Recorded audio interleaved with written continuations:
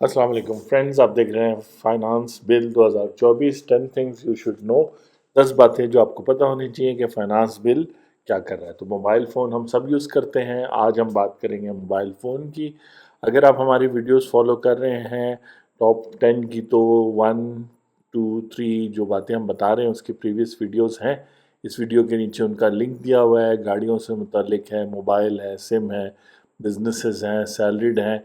Number 6 पर आज हम बात करेंगे taxation of mobile phones in finance bill 2024। यानी ये सजेस्ट किया गया है कि वो मोबाइल फ़ोन जो $500 से कम का है उस पे सेल्स टैक्स 18% चार्ज किया जाए, और वो मोबाइल फ़ोन जिसकी कीमत $500 से ज़्यादा है, जैसे आईफोन हो गया या सैमसंग के मॉडल्स हो गए, उस पर सेल्स टैक्स चार्ज किया 18% चार्ज किया जाए।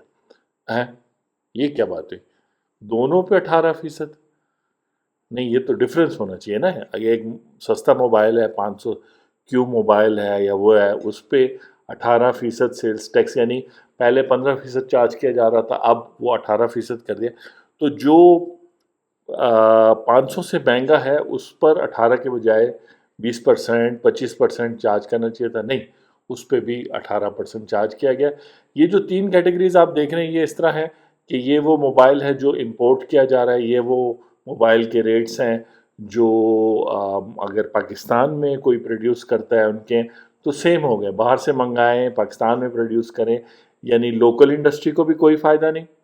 जो सस्ता मोबाइल ले रहा है उसको भी कोई फ़ायदा नहीं, जो महंगा मोबाइल ले रहा है उसको फ़ायदा ही फ़ायदा है, क्योंकि उसके पास महंगा मोबाइल लेने का मतलब आपकी डिस्पोजेबल इनकम ज़्यादा है। और ये बेसिक फैक्ट इस बजट 2024, इस फाइनेंस बिल 2024 में बार बार इग्नोर किया गया है कि ये जो जिन लोगों की डिस्पोजेबल इनकम ज़्यादा होती है वो लोग जो है वो ज़्यादा टैक्स दे सकते हैं। डिस्पोजेबल इनकम का मतलब है कि जब ज़रूरी खर्चे, यानी डेफिनेटली वो घर का किराया, बच्चों की तालीम, खाना पीना, इवन ट्रैवल, फिर उसके अलावा कपड़े, ये सब चीज़ें पे करने के बाद भी उनके पास लाखों रुपए रह जाते हैं महीने के। उसकी वजह ये है कि हो सकता है बड़ा कारोबार करते हों, हो सकता है उनकी ज़मीनें हों, हो सकता है उनकी बड़े बैंक में काम करते हों, जैसे हमारे फाइनेंस मिनिस्टर एचबीएल में काम करते थे। 25 जी, तो 25 लाख अगर आपकी महीने की तनख्वाह है, सपोज करें 5 लाख आप बच्चों की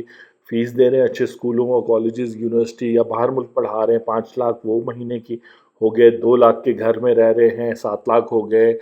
3 लाख रुपए लाजमन आपके गए, ग्रोसरी के खर्चा, खाना पीना सारा कुछ है। फिर कपड़ों वगैरह पे उसी हिसाब स्टैंडर्ड से लिविंग में 2 लाख रुपए, 12 लाख रह गए। 3 लाख रुपए और लगा लें, आपके बिजली के बिल वगैरह, ट्रैवल वगैरह, पेट्रोल वगैरह, 15 लाख रुपए हो गए। फिर उसके अलावा 1-2 लाख रुपए टैक्स इसमें से निकालें, 17 लाख रुपए हो गए। फिर भी 8 लाख रुपए रह गए। फाइनेंस मिनिस्टर साहब, आपकी तनख्वाह में 8 लाख रुपए का मतलब है कि आप हर महीने आप जो है ना $500 से ज़्यादा का मोबाइल खरीदेंगे, आईफोन लेंगे, जैसे आएगा लेटेस्ट लेंगे, पुराना बच्चों को दे देंगे, ठीक है ना जी। तो आपको 18% फिर टैक्स नहीं देना चाहिए, आपको ज़्यादा सेल्स टैक्स देना चाहिए, क्योंकि आपकी डिस्पोजेबल इनकम ज़्यादा है। और हर जगह यही हो रहा है कि जहाँ जहाँ भी सवाई गाड़ियों के और गाड़ियों की वैल्यू में, और वहाँ भी फिर लोग छुपा के लग्जरी गाड़ियाँ मंगाएंगे और तरीक़ों से, अफ़गानिस्तान के रास्ते और तरीक़ों से। तो कहने का मतलब ये है कि जो डिस्पोजेबल इनकम ज़्यादा है वो फिर पाकिस्तान में थोड़े से पैसे चला के बहुत सारा टैक्स वैसे ही बचा लेता है। आप उस पर टैक्स वैसे भी नहीं लगा रहे। ये जो लगाना चाहिए था, जो मोबाइल ले रहा है $500 से ज़्यादा का, उस पर ज़्यादा टैक्स रेट लगना चाहिए था, उसको ज़्यादा। लेकिन चले, मोबाइल्स में भी आपने नहीं किया, गाड़ियों में आपने कोशिश की है, वहाँ भी कोई रास्ता निकल आ जाएगा। प्रॉपर्टी में भी आपने की है, वहाँ भी कोई रास्ता वो लोग निकाल लेंगे, थोड़े से पैसे लगा के। वो है, तो जिनकी डिस्पोजेबल इनकम नहीं है, 1 लाख रुपए टोटल है, और आप बताएं कि फैमिली के बच्चों के खर्चे कैसे पे करेंगे, वो कैसे बाकी चीज़ें पे करेंगे, और कर्ज में जो हैं वो डूबे हुए हैं, कमेटियाँ 100 डाली हुई हैं, जो भी अपने एसेट्स थे, कोई ज़मीन बनाई थी, कुछ सेविंग सर्टिफिकेट से वो सब कुछ बेच दिए हैं, पेरेंट्स की सब एसेट्स बेचनी हैं, ان کے لیے 18% موبائل فون پہ، یعنی وہ $500 سے کم کا موبائل لے رہے ہیں، 5,000 کا، 10,000 کا، 50، ان کو سیلز ٹیکس کم کر دیتے. اگر ان کو 18% چارج کر رہے ہیں تو ان کو زیادہ کر لیتے. یہ لاسٹ سلائیڈ ہے اس لیے بار بار وہ.